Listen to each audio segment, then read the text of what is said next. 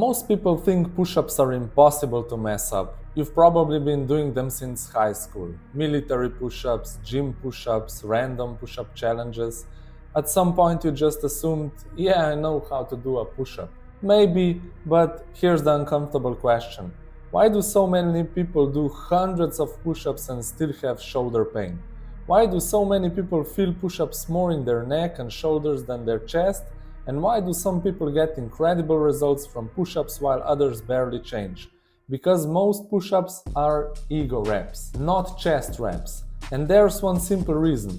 Most people stop the movement before the chest actually gets fully loaded. Watch someone doing push-ups. They rush through the reps, half range, neck tight, shoulders shrugged, trying to get the number higher. 20, 30, 50 looks impressive. But impressive and effective aren't always the same thing. The goal isn't to complete a rep, the goal is to challenge the muscle. And those are very different things. One of the biggest mistakes I see is people treating push-ups like cardio, just trying to survive the set. The faster they move, the more reps they get. The more reps they get, the stronger they feel, but the chest never really gets challenged. The shoulders take over, the neck tightens, and eventually the movement becomes more about momentum than strength. And that's why I prefer slowing things down. Control the lowering phase, pause briefly at the bottom, push hard through the full range, and most importantly, let your shoulder blades move.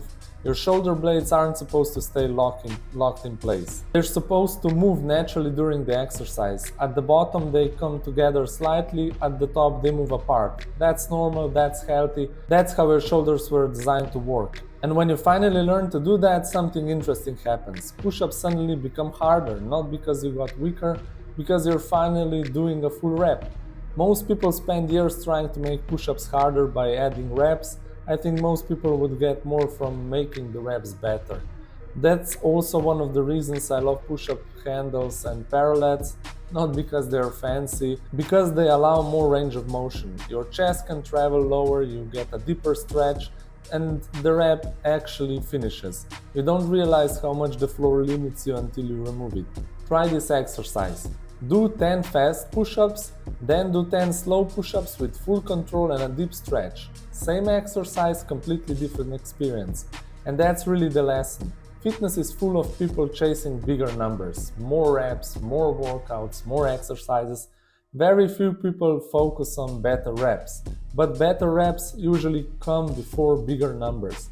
And honestly, that's true for almost every exercise, not just push-ups. So before you try another push-up challenge, before you try to hit 100 reps in a row, ask yourself one question. Are you training your chest or are you training your ego? Because those are not the same thing. And if you're a busy guy training at home, you don't need more exercises, you probably just need better reps. That's where most of the results are hiding. If you want help building a simple home workout plan that actually works, check out my coaching and community below.